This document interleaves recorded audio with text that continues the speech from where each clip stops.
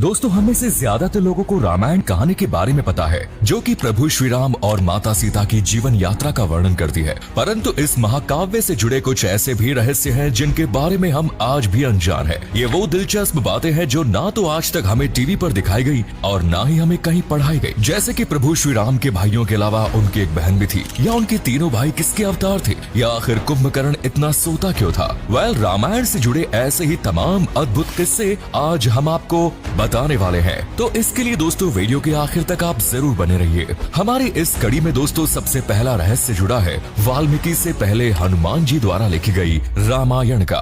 वैसे तो बचपन से ही हम यही सुनते आ रहे हैं कि रामायण वाल्मीकि जी ने लिखी है, लेकिन आपको ये जानकर ताज्जुब होगा कि वाल्मीकि रामायण से पहले ही रामायण लिखी जा चुकी थी। जी हाँ, इसे किसी और ने नहीं बल्कि खुद प्रभु श्री राम के भक्त हनुमान जी ने अपने नाखूनों से एक शिला पर लिखा था। और जब ये बात वाल्मीकि जी को पता चली तो उन्होंने उनकी काफी तारीफ की। वाल्मीकि की बातों को सुनकर हनुमान जी खुशी से गदगद हो गए, लेकिन फिर उन्हें ख्याल आया कि वाल्मीकि जी एक कवि होने के साथ साथ राम जी के परम भक्त भी हैं। ऐसे में उनके द्वारा लिखी गई रामायण यकीनन मुझसे बेहतर होगी। और ये सोचकर हनुमान जी ने अपनी लिखी हुई राम कथा की शिला को समुद्र में फेंक दिया, जिसके बाद इतिहास के पन्नों में हमेशा हमेशा के लिए रामायण के आगे वाल्मीकि जी का ही नाम अमर हो गया। भगवान राम और उनके भाइयों के अलावा राजा दशरथ की एक पुत्री भी थी। प्रभु श्री राम और उनके भाइयों के बारे में तो हम सभी जानते हैं, लेकिन क्या आपको मालूम है कि राम जी की एक बहन भी थी जिनका नाम शांता था। आपको बता दें कि शांता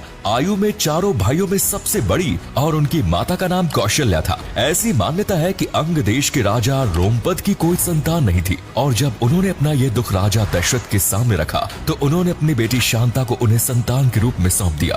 कहा जाता है कि शांता को पाकर राजा रोमपद बहुत खुश हुए और शांता का पालन पोषण राजसी अंदाज में किया और माता पिता के भी सभी कर्तव्य निभाए। तीसरा है सीता जी के अलावा एक और नारी का किया था रावण ने अपहरण।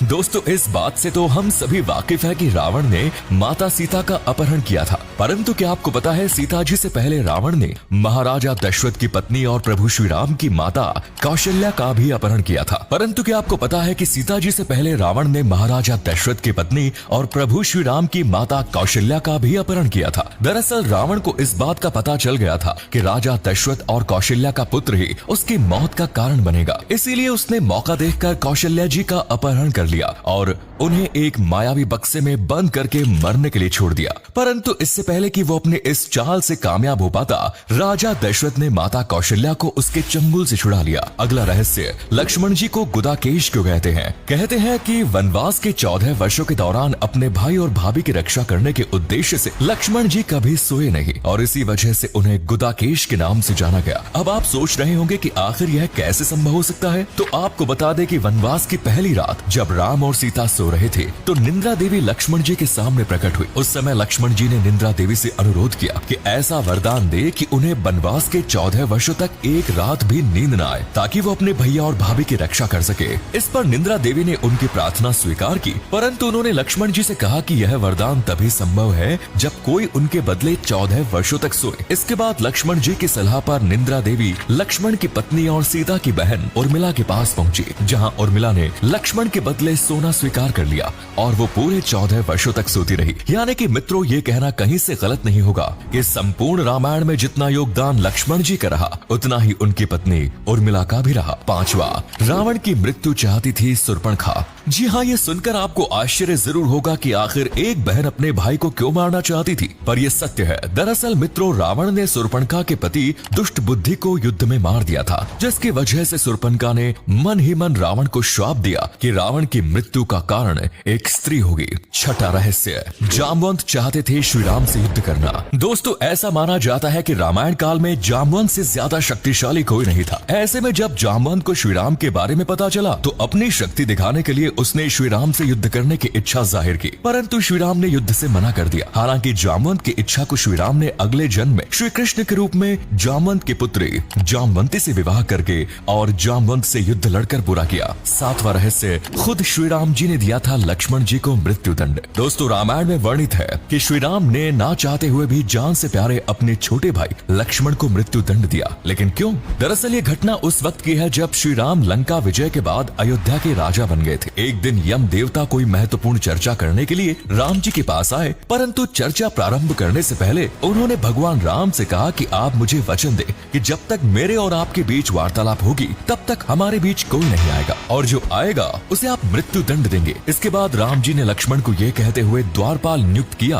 कि वो किसी को भी अंदर न आने दे, अन्यथा वो उसे मृत्यु दंड दे देंगे। कुछ ही समय के बाद द्वार पर दुर्वासा ऋषि का आगमन होता है, लेकिन जब दुर्वासा ऋषि ने लक्ष्मण से अपने आगमन के बारे में राम जी को जानकारी देने के लिए कहा तो लक्ष्मण जी ने उनको विनम्रता पूर्वक मना कर दिया। इस पर दुर्वासा ऋषि अत्यंत क्रोधित हो गए और उन्होंने संपूर्ण अयोध्या को श्राप देने की बात कही। जब लक्ष्मण जी ने अयोध्या वासी को बचाने के लिए खुद का बलिदान देना सही समझा और भीतर जाकर दुर्वासा ऋषि के आगमन की सूचना दी, अब श्री राम दुविधा में पड़ गए क्योंकि उन्हें अपने वचन के अनुसार लक्ष्मण को मृत्यु दंड देना था। इस दुविधा से निकलने के लिए प्रभु श्री राम ने अपने गुरु वशिष्ठ का स्मरण किया और कोई रास्ता दिखाने को कहा। गुरुदेव ने श्री राम से कहा कि अपने किसी प्रिय वस्तु का त्याग उसकी मृत्यु के समान ही होता है, अतः तुम वचन का पालन करते हुए लक्ष्मण का त्याग कर दो। लेकिन जैसे ही लक्ष्मण जी ने यह सुना, उन्होंने श्री राम जी से कहा, आपको त्यागने से अच्छा है मैं आपके वचन का पालन करते हुए मृत्यु को गले लगा लूं। और ऐसा कहकर उन्होंने जल समाधि ले ली। 8वां,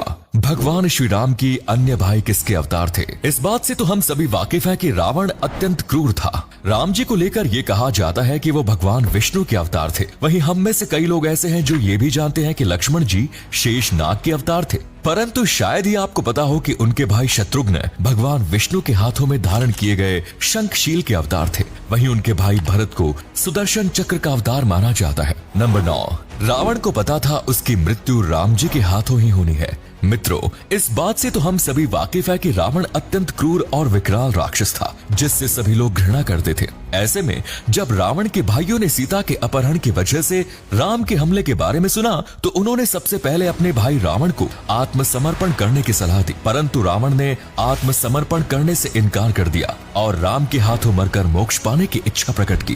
रावण ने उनसे कहा कि अगर राम और लक्ष्मण दोनों समान इंसान है तो सीता मेरे पास ही रहेगी, क्योंकि मैं आसानी से उन दोनों को परास्त कर दूंगा, और यदि वो देवता है तो मैं उन दोनों के हाथों मरकर मोक्ष प्राप्त करना चाहूंगा। और सबसे अंत में सवाल खड़ा होता है कि आखिर इतना क्यों सोता था कुंभकर्ण? दोस्तों, कुंभकर्ण के सोने के किस्से तो काफी मशहूर है, लेकिन क्या आपको इसके पीछे के कारण पता है? असल में रावण का छोटा भाई कुंभकर्ण ब्रह्मा जी का बहुत बड़ा भक्त था और उसने ब्रह्मा जी को प्रसन्न करने की कठोर तपस्या भी की ताकि वो इंद्रासन पर कब्जा कर सके। भगवान इंद्र कुंभकर्ण की नियत को भांप गए। ऐसे में जब ब्रह्मा जी कुंभकर्ण को वरदान देने के लिए प्रकट हुए तो देवराज इंद्र ने माता सरस्वती से आग्रह किया कि वो जाकर कुंभकर्ण के मुख पर विराजमान हो जाए ताकि वो अपनी इच्छा से भटक जाए। बस फिर क्या, जैसे ही देवी सरस्वती कुंभकर्ण के मुख पर विराजमान हुई, उसके मुंह से इंद्रासन की जगह निद्रासन निकल गया, जिसके चलते वो आधे साल केवल सोता ही रहा। तो मित्रों, आज के लिए बस इतना ही। अगर आपको ये वीडियो पसंद आई तो इसे लाइक करें, शेयर करें और जाते जाते हमारे पेज को फॉलो करें। धन्यवाद।